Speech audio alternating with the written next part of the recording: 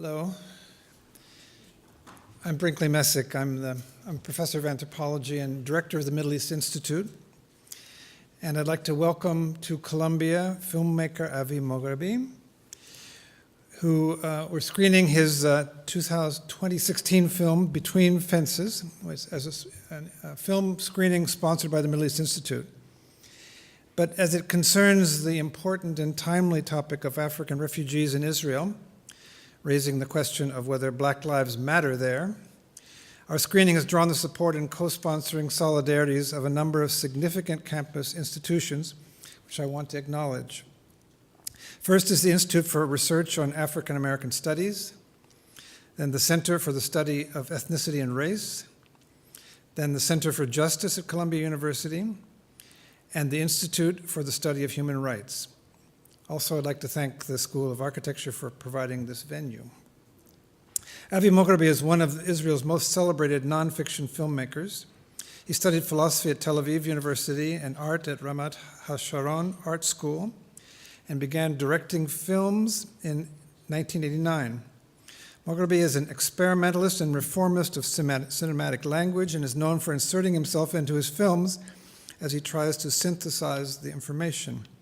He co-founded Breaking the Silence, which I think he's going to have a word from in a moment, which is a group of IDF, Israel Defense Forces, veterans that collect testimonies and publish work about military actions in occupied territories. His film, Z32, structured around a young man's confession to his participation in the killing of 2 Palestinian police officers by the Israeli military, won the Nonfiction Documentary Award at the Gijon International Film Festival in 2008, as well as the Prize of Excellence at the Yamgata International Documentary Film Festival in 2009.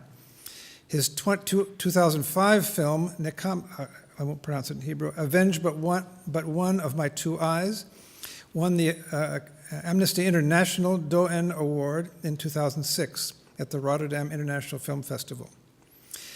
His interlocutor in the Q&A following the film will be my distinguished colleague, Professor Hamid Dabashi. Dabashi is the Hagop Kevorkian Professor of Iranian Studies and Comparative Literature at Columbia University. He received a dual PhD in sociology of culture and Islamic studies at the University of Pennsylvania. He has taught and delivered lectures in numerous universities around the world, and he's written some 25 books. I'm sure that's out of date. What are we up to now? Okay, who's counting? Somebody's counting. Yeah. His works range from the theology of discontent and staging, that's 1993, and staging a revolution, the art of persuasion in the Islamic Republic of Iran, 2000, to Dreams of a Nation on Palestinian Cinema, 2006, and more recently, Islamic Liberation Theology, Resisting the Empire, 2008, Post-Orientalism, Knowledge and Power in Time of Terror, 2009, and Can Non-Europeans Think, 2015, and finally, Iran, The Rebirth of a Nation in 2016. So both of the eventual interlocutors in the Q&A have something to say, please.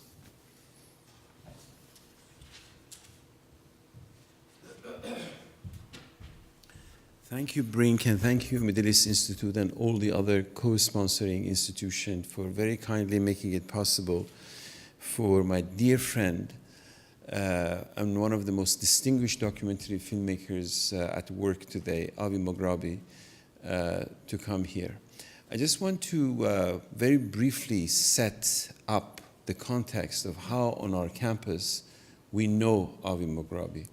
From late 80s, 1988, 1989, when I had just been recruited as an assistant professor, I began to teach a course on what is called Middle East cinema.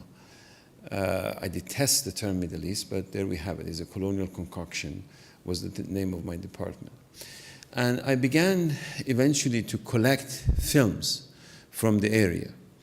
And my late colleague Edward Said, through him I began to collect Palestinian films. And particularly in what the Palestinians called 1948 Palestine, I came across, of course, the work of Michel Khalaifi, Elias Suleiman, and other Palestinians who were working within the Israeli context. Here, I began to discover Israeli cinema. And I was just impressing Avi about the earliest vintage samples of Israeli cinema that he told me, I confessed, he had not seen. Films like They Were 10, The House in the Shalusha Street. So in effect, I became the first person to actually teach Israeli cinema on our campus here. Now, on our campus, no fancy hall like this. The only room that the Columbia gave me was the sub-basement of math building. Not basement, sub-basement. And there were no screening facilities or anything. They literally punched a hole between two cubicles from which we could project, and the other one we could see movies. Well, three distinguished Israeli filmmakers I came to know. And Avi Mograbi was the first, Iran Riklis was the second, and Amos Gitai was the third. The first film that I saw of Avi Mograbi was how it's an absolute gem of a documentary. It's called How I Overcame My Fear and Learned to Love Ariel Sharon. If you have not seen it, my young colleague Matan Cohen tells me now we have a copy of it in the library. I strongly recommend for you to see it. The second film of Avi that my student and I have watched is, in my opinion, his absolute masterpiece.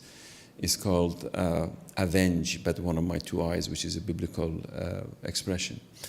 Avi and I just had a conversation because in my office, I have a slightly different reading of it. For me, what happens in that film is how the history of Jewish suffering and Jewish dispossession provides a narrative for the Palestinian dispossession and Palestinian narrative. And right before he came, Avi asked me if I wanted to replace the screening of this particular, his latest work, with Avenged by One of My Two Eyes. And my response was no, we just go with what we have. Avi is not a stranger to our campus. He has been to our campus. Our students know his films. We have screened and discussed and presented his extraordinary oeuvre of documentary filmmaking. As I said, he is one of the most distinguished documentary filmmakers at work today. It is a privilege to have him back on Columbia campus, and obviously for snow and other reasons, the campus was not ready to welcome Avi properly. But I do thank you for taking time to come, and I promise you, if you don't know Avi Mograbi cinema, this will be a great introduction to a great filmmaker. Thank you, Avi, for accepting our invitation to come.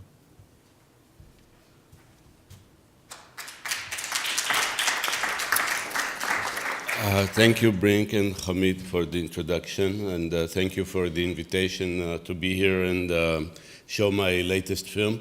This is a day of mixed feelings. On one hand, the asylum-seekers issue in Israel seems to get closer to a solution.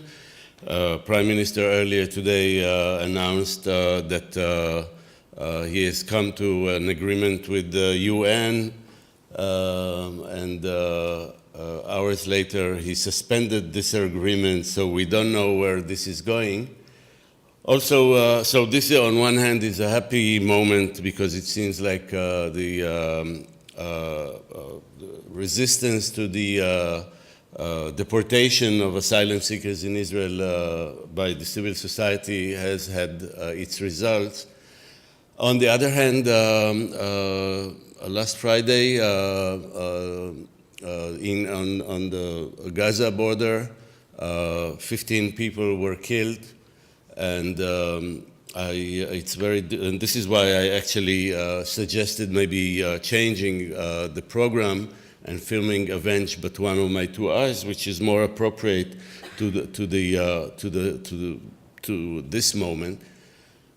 But as we didn't change the program. Please allow me to read two testimonies collected by Breaking the Silence, which again is a group of ex-soldiers collecting testimonies of Israeli soldiers of their experience in the occupied territories. And these particular testimonies concern the 2014 Gaza war. And I think you will see how they connect to what's happening now.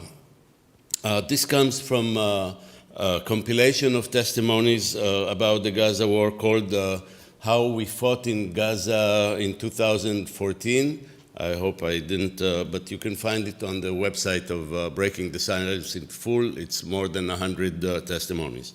Testimony 81. Please excuse my reading in English. Rules of engagement were, in effect, to shoot to kill upon any identification. Unit, engineering, rank, first sergeant, location, Gaza City. The briefing rules of engagement was to open fire at anything you think you should open fire at. Anyone you spot that you can be positive is not the IDF. The only emphasis regarding rules of engagement was to make sure you weren't firing at IDF forces, but other than that, any person you see. From the very start, they told us shoot to kill. As far as the IDF was concerned, there wasn't supposed to be any civilian population there, and we really didn't ever run into the civilian population. Question: you were told this before entering the Gaza Strip? Answer: that's what we were told, not in those words. They gave us all kinds of briefings, warned us about the threat of explosive devices and about terrorists disguised as civilians. So we know this exists and that there is no reason to let a civilian get up close to you. When going out into the field, the rules of engagement were, in effect, to shoot to kill upon any identification of a person. And another testimony, excuse me for browsing.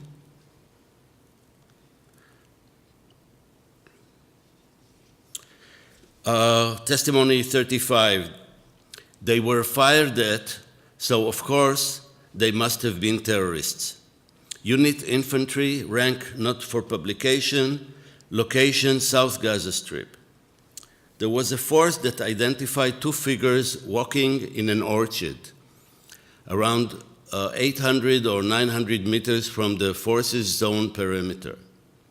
There were two young women walking in the orchard. The commander asked to confirm, what do you see? And whether they were incriminated or not. It was during daytime, around 11 a.m. or noon. The lookouts couldn't see well, so the commander sent a drone up to look from above, and the drone implicated them. It saw them with phones, talking, walking. They directed fire there on those girls, and they were killed. After they were implicated, I had the feeling it was bullshit. Question: on what was the incrimination based? Answer: scouts. The Palestinian girls can surely see the tanks, and they can surely see the smoke rising from the engineering work.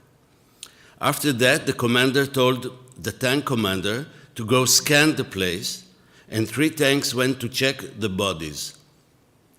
They checked the bodies, and it was 2 women, over age 30, the bodies of 2 women, and they were unarmed. He came back, and we moved on. And they were listed as terrorists. They were fired at, so of course, they must have been terrorists. Okay, I guess the Gaza events are not the main topic for our talk later, but I'll be here, and of course, if there are any comments or questions concerning then I'll be happy to address. Thank you. I hope you will enjoy the film.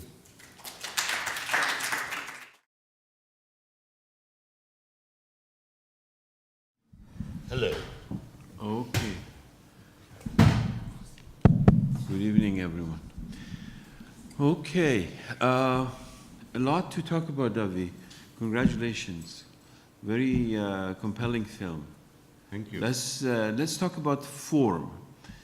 Towards the end, I remembered Lars von Trier's Dogville that had also opted for a theatrical scene with, you know which film. So I know the film. I watched half of it and deserted.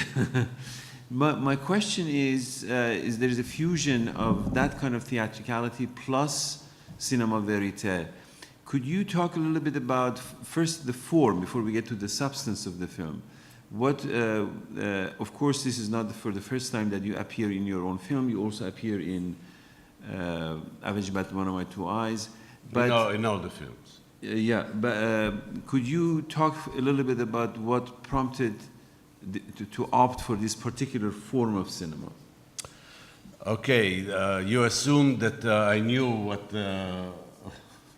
where I was going, and that I knew what I was doing, but this is definitely not the case. I'll have to tell you how this film was born. Sorry? I'm okay, but I understand that there is a problem with the dimmers. I don't know if they can still put it on, but yeah, I'm fine, whatever. And so the story of this film is that it started from a story in the newspaper in September 2012. 21 Eritreans were caught between the fences of Egypt and Israel. They crossed the Egyptian fence from Sinai, but the Israeli soldiers were already on the other side, and they were stuck there for 8 days.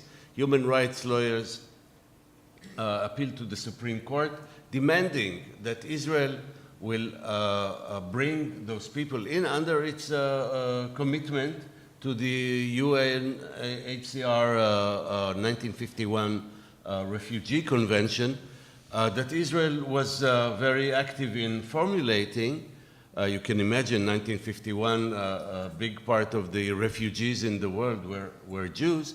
Only Israel at the time never thought that it will be a state that someone will knock on the doors of. The convention very clearly says that once someone knocks on your door and says that he's being persecuted, the first thing you have to do is let this person in and give him protection.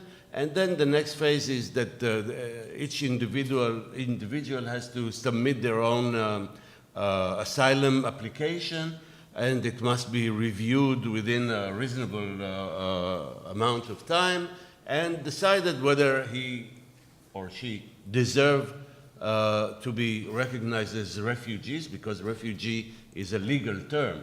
It's not just a description. It's a legal term. Or he can be sent back to where he came from, he or she. And so in the court, in the Supreme Court session, the state asked for 24-hour grace to solve the problem. Because, of course, they don't want the court to, a decision of the court, because then this becomes a precedent. And within the 24 hours, they brought in 2 women and a teenager that were in the group, and sent and pushed back the rest of the 18 men into Sinai, and we don't really know what happened to them. And this, you know, there were 2 memories that surfaced at this moment. One was a memory from history class in school. Our teacher told us about Jews fleeing from Germany and France, arriving at the doors, at the gates of Switzerland, and being sent back and we know how this ended. And he said, never again. This will never happen again, anywhere to anybody. So this was one shock, that we are doing exactly what was done to us. And maybe it's I'm playing a little bit naive. I mean, I already know that we are doing to others what was done to us. And the second memory that surfaced was a family memory that, I didn't grow up as with the Holocaust cloud on the family being, but on my mother's side, we are German-Polish, or German-Polish. My grandparents were born in Poland, moved to Germany in the early 20th century, and they lost their Polish identity, never received a German identity. My mother was born in Leipzig, and she was staatenlos, stateless. And then in 1932, a Hitlerjugend beat up my grandmother in the middle of the street because she was Jewish, and nobody came to her aid, and she went back home and she said to her husband, we're leaving. But they couldn't leave because they didn't have papers, travel documents. So eventually family members who were already in Palestine under British mandate succeeded in getting travel documents for them from the British, and this is how eventually they arrived in Palestine in 1933. So suddenly this family story resonated in those people behind the fence, and I was, knowing that the Israeli public is reluctant to see their own reflection in the asylum seekers situation, I was looking for a way to talk to my public, if there is a public. And the idea was the original idea was to take a Jewish refugee story, which is something that we identify with very easily. We are also indoctrinated to identify with, this is one of the founding components of our identity, and to stage it with African asylum seekers, and hoping that the twist in the representation will create some empathy. And because I have no knowledge of how to work with actors, and definitely not with non-actors, because of course those asylum seekers are not, most of them are soldiers who deserted the Eritrean army. I approached Chen Alon, whose expertise is theater of the oppressed, Augusto Boal's method of community-based theater, where the play that is being staged is based on the experiences of the participants, of the oppressed. And this is what Chen told me. He immediately agreed to be recruited, but he said, look, there's no way we bring the story. The story has to be derived from the experience of our actors. Okay, so this is how I deserted the Jewish refugee story. And then he said, okay, do you know many African asylum seekers? And I said, I don't know any, because this is how you live. In Tel Aviv, they are in the back rooms washing the dishes. The communities don't mix. Which was, for two activists, strange feeling. You want to do, but you want to do something, but you're not really involved in their community. And this was the time that Cholot was founded. And of course, people there didn't have any activity, any education program, they were just thrown there. They could walk out to the desert, but nothing planned for their free time. So we started going there, and we didn't know what was going to happen. And basically, the story is told in the film, the ups and downs, this roller coaster of anxiety, just imagine, we come to Cholot to propose theater to people who are detained there for an indefinite amount of time. This was how Cholot was in the beginning.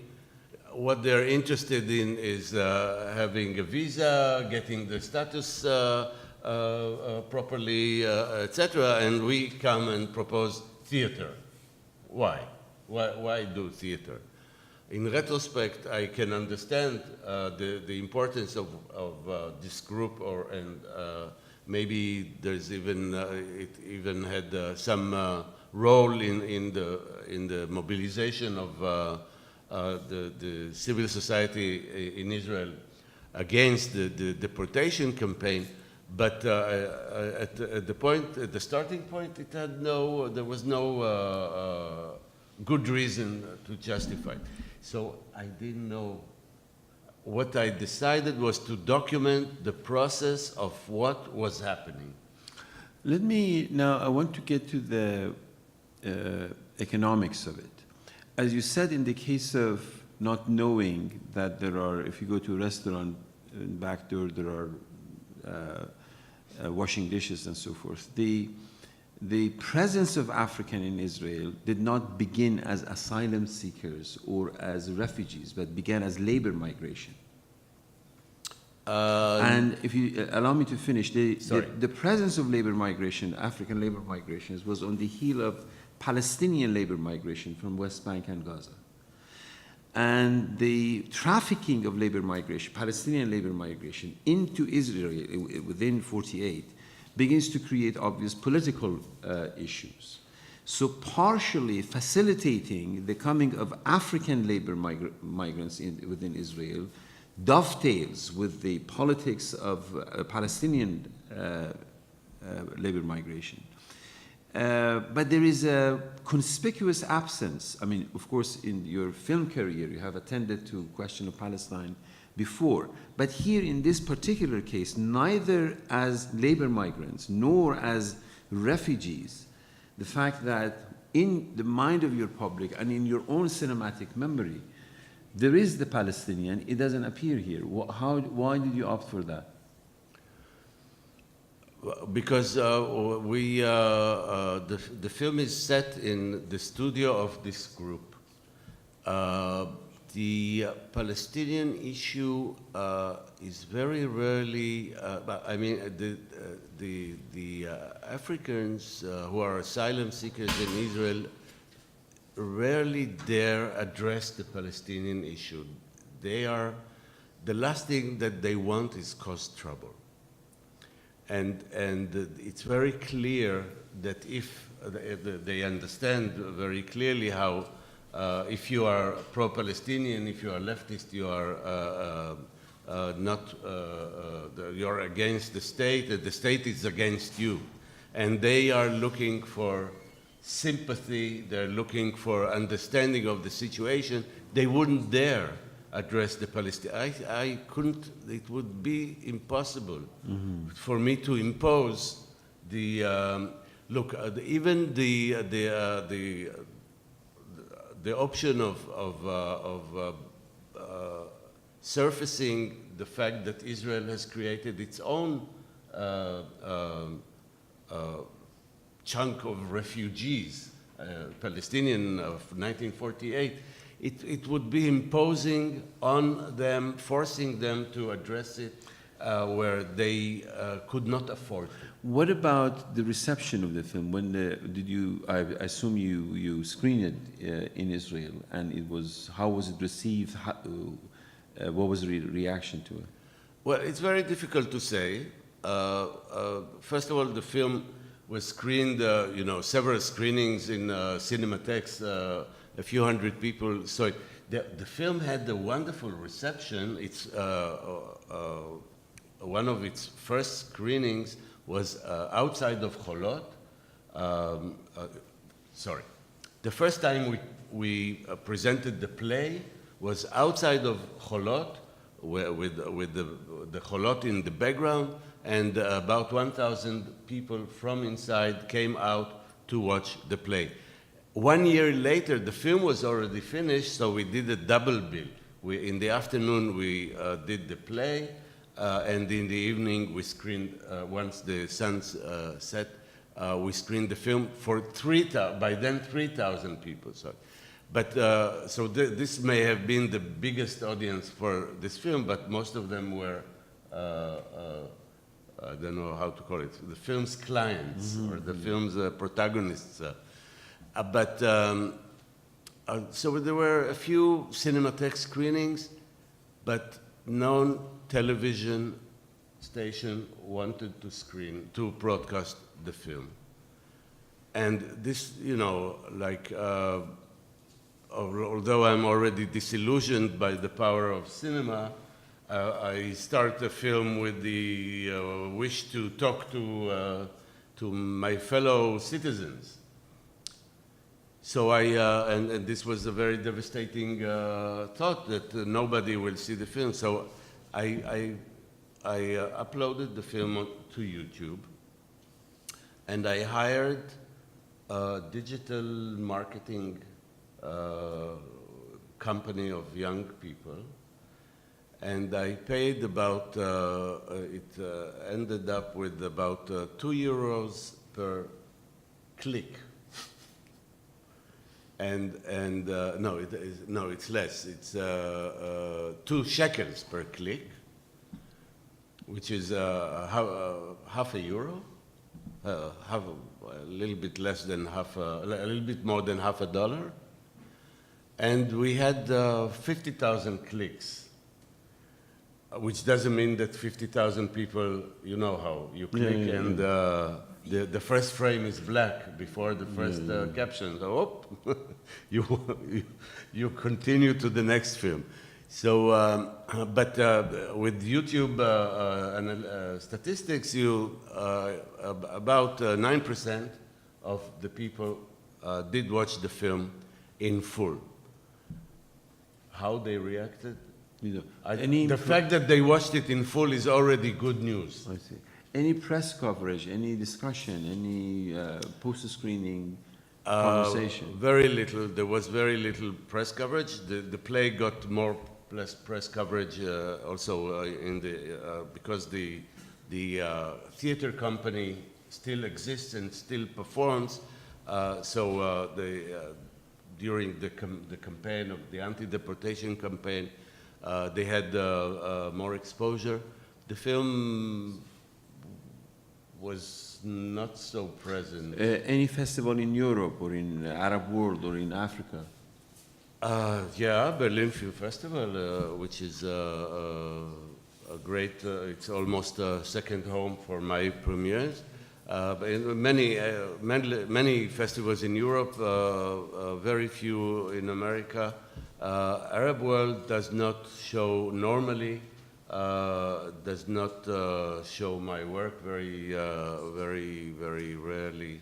It happens, but especially since 2006, after the Second Lebanon War with boycott, BDS, etc., it rarely happens. The floor is open for questions, comments, please. Please, ma'am.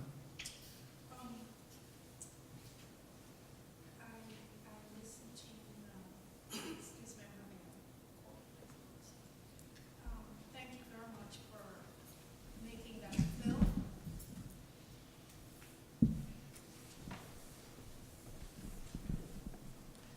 Thank you.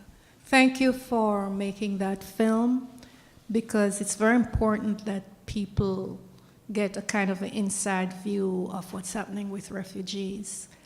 And I understand that you are not a theatrical person, so what I am saying now is in terms of the theatrics, that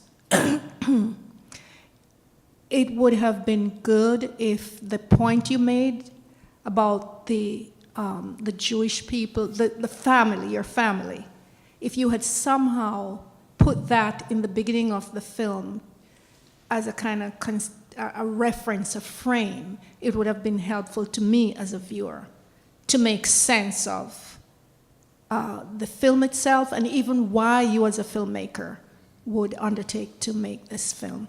I also felt that this is the experience of being a refugee is a very painful experience, and I never, maybe one or 2 points when I felt any sense of compassion, that it did not engage me in a way that I felt compassion for these people.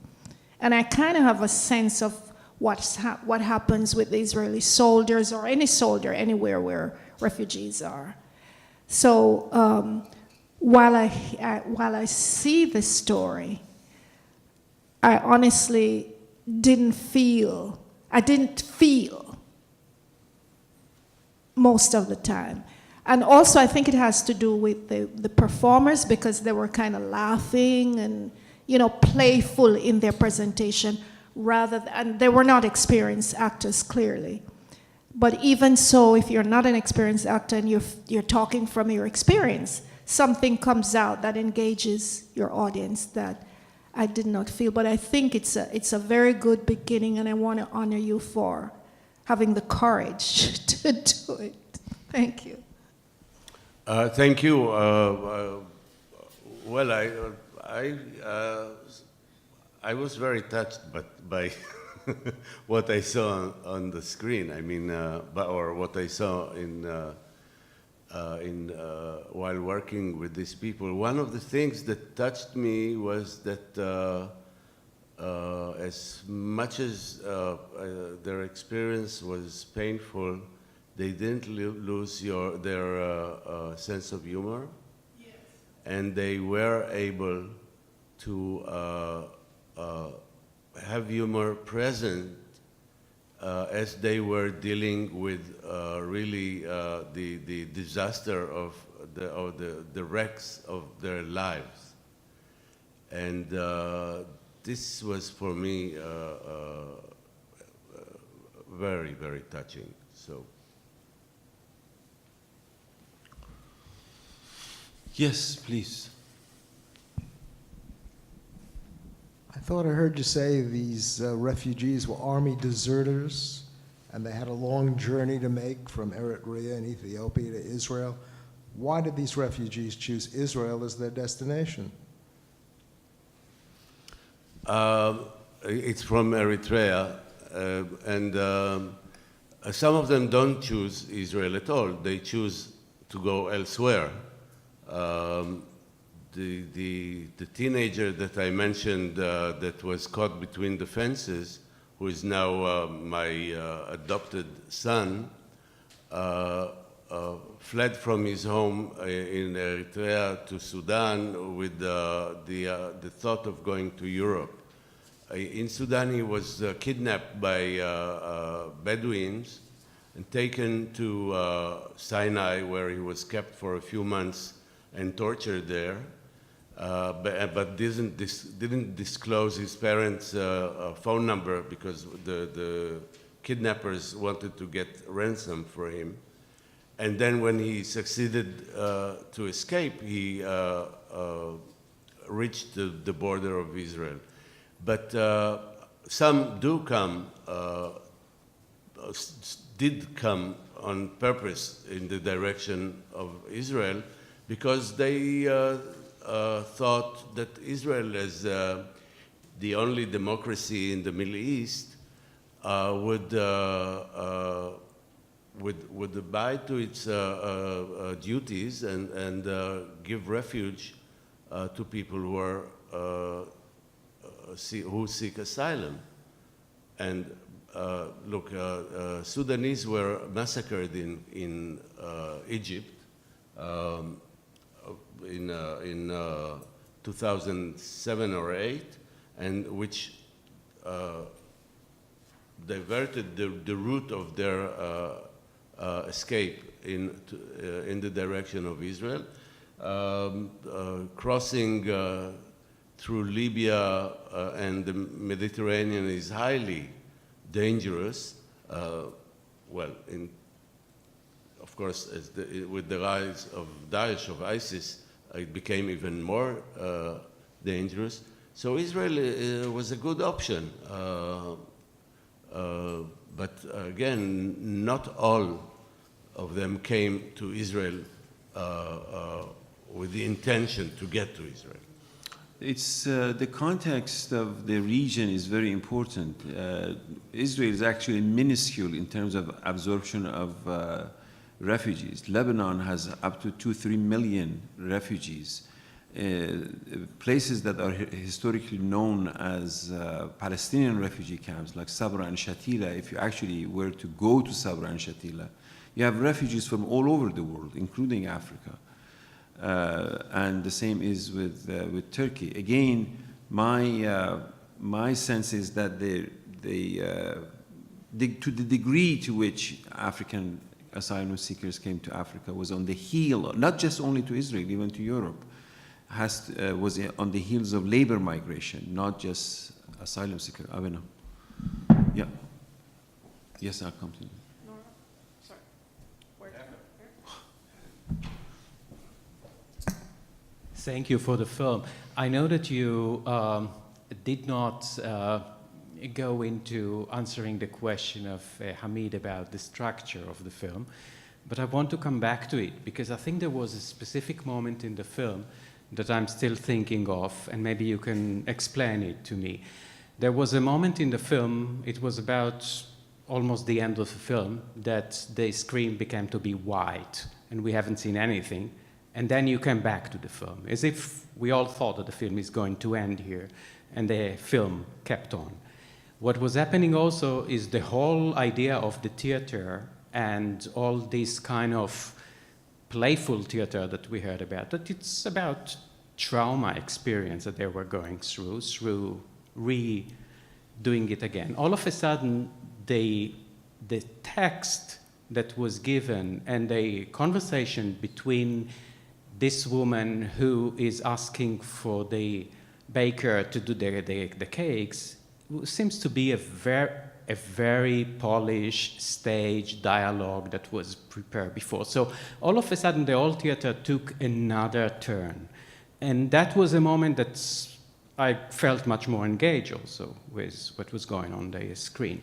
Can you explain what was going on in this kind of cutting and putting and editing the film as such? Yes, well, the last thing it was more polished text. This was Nur al-Din was doing his staging his story on a certain session, and then this was like the idea was that he moves from there are different stations around him, different posts, and he's like torn between the different oppressions. And the group that Nur al-Din, that worked with Nur al-Din did it in different ways according to the directions of Chen. And at a certain point, he says to them, do everything shouting, as a theater training. And then do everything whispering. And do it everything from everybody will be spread in the space very far from each other, and then do it all in like a very tight group. And this was a moment where they were whispering. Suddenly it made sense as if this is all happening inside his head. The cameraman took him by close-up, which made sense. And when I was editing, I was looking for a way to turn it a little bit more of a dreamy sequence. And this is how it came about. There's not one single moment in the film that is not spontaneous. Of course, some of the scenes that you see were rehearsed several times, but nothing was written or given to them. It was all derived from the work was writing, acting, and reflecting.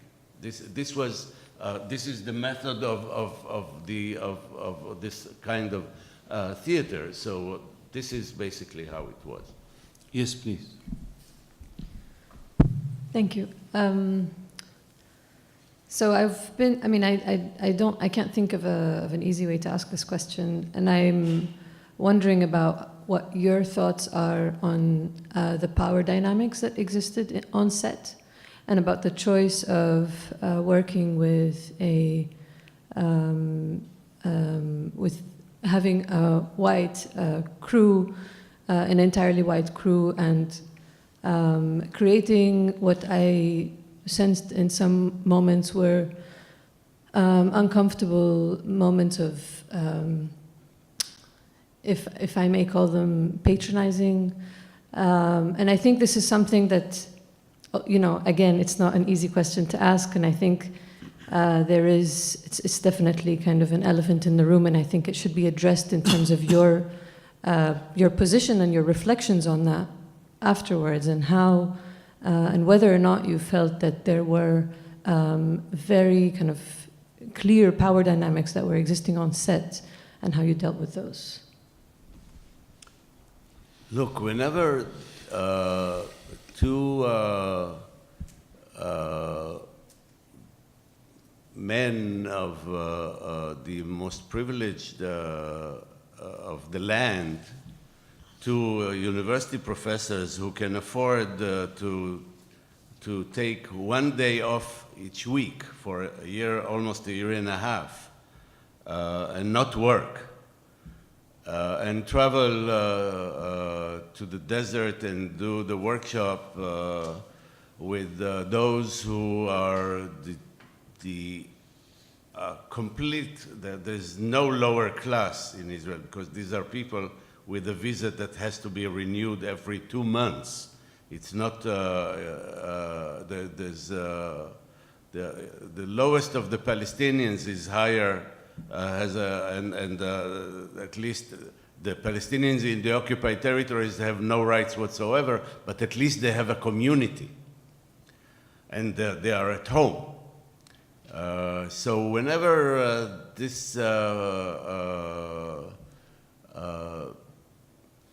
huge gap of classes is presented or is put into the same frame, there is a question of power dynamics, of course. And just, of course, also imagine we came to teach, which is even more problematic. The white teach the black. Look, we were very aware of these problematics. Our other option was not to do it. We could not erase our own identity. We could not be them. We could not propose an equality in what way? Only by the awareness. Being aware of these problematics, and I think that there were several moments in the film, maybe you saw several moments of patronizing, but I saw several moments in the film where, first of all, our dilemmas are present, especially towards the end when I talk about going into the car, getting into the car and disappearing from there, which is something that they, at least I acknowledge the, but also in the moment where I congratulate those guys when Supreme Court decided to close Cholot, and it seems that they look at me and they know better. They are smarter than me. It says,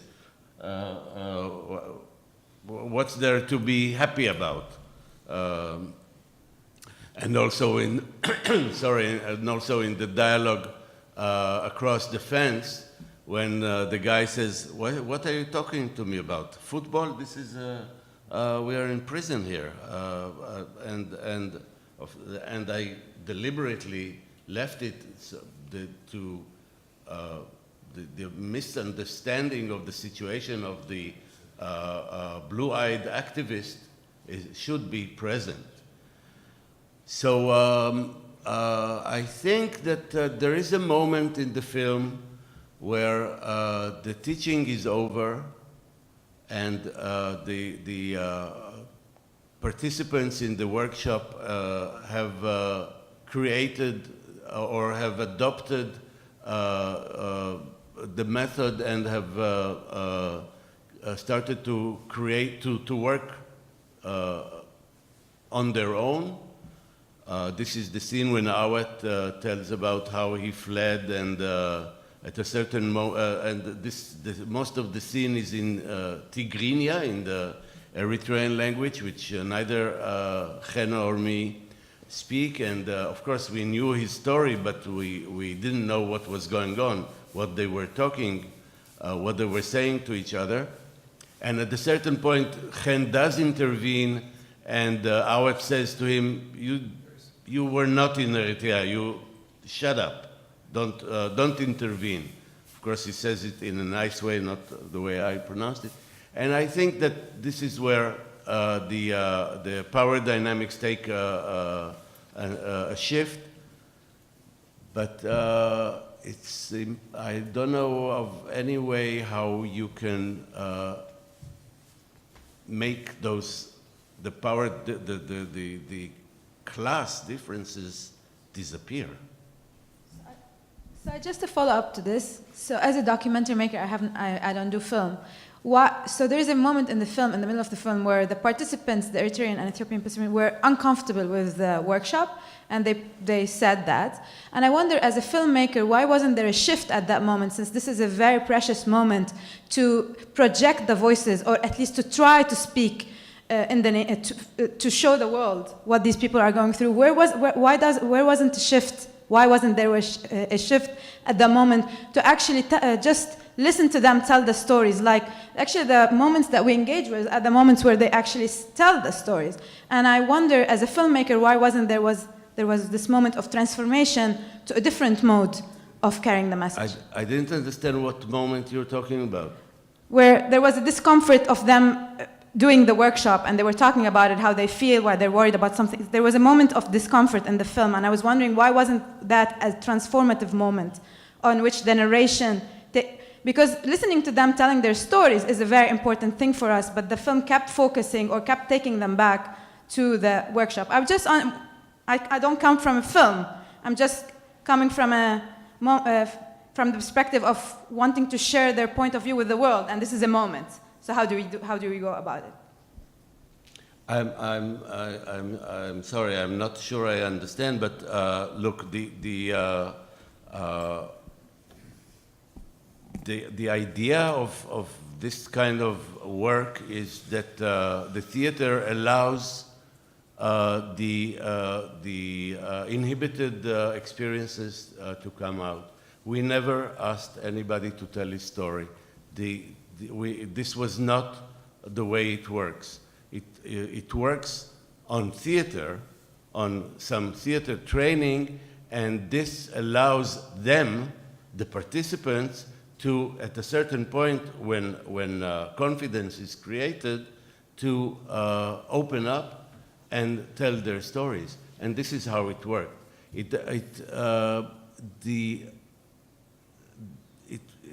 it's true that Chen was leading the workshop, but Chen was leading the workshop and not by telling each of the persons what to do. He was creating an atmosphere through the theater training and games, and this is how this method works. I see Brink is here, which means we have to conclude. Let me just ask one question, Avi, which is this. For you as a documentary filmmaker, right, interested in teaching us or showing us an angle on truth and reality otherwise hidden to us, what was this particular experience working with African refugees in a detention camp and opting for this particular mode of theatrical workshop? What do you think you gained as a filmmaker with this particular combination that would have otherwise been not possible? I don't think I gained anything. It was not about gaining. I think I was looking for a way to participate. There was a struggle, and I was not one of the people working on the legal side or on the humanitarian side. I wanted to participate. I wanted to be part of the struggle somehow. And Cholot allowed this because people were there with nothing to do, and this was a way for us to go and be part of it. I didn't look to gain anything, and I wanted to be there. Mm-hmm. I think, yes, please. Hamid, we really have to get We out. have to go, but just one quick, please. Thank you. I just hate to... As someone who's now seen the film 3 times, who in the first iteration had this very visceral discomfort about the power dynamics, and the third time, you mentioned, Avi, that the protagonists, there was one main protagonist, which were the asylum-seekers. But to me today, it was very clear that there was actually a second. The protagonists, to me today, were the lefty Israelis who were looking for something to do and who had exaggerated sort of affability that they need to demonstrate. I know them very well, and I live with them. That's why I'm familiar with this. And so this power dynamic gets exaggerated. But what I also realize, and we need to realize, is that these moments were not edited out. They were kept in for a reason, to highlight the obscenity of all sorts of efforts of grandeur towards the other when there is an absolute power imbalance. And I think that's what's, at the end of the day, gives us this visceral sense of discomfort, because no matter what we do, there's always going to be something obscene about heading towards the other when the other is so dispossessed, right? And so, this moment when Avi says, the workshop doesn't take place next week because I'm going to be, in Berlin or somewhere, is pathetic, right? It's obscene. And so, third time into seeing this film, I have a sense of empathy for everyone in the protagonists, including the lefty Israelis who are trying to be more human than human, which helps complicate all of the situation. I think this is the answer I was looking for. Let us thank the filmmaker. We're very happy to have had you here and to see your film, Avi Mograbi. And we're also appreciative of Hamid Dabashi in this Q&A. Thank you all very much for coming. Thank you.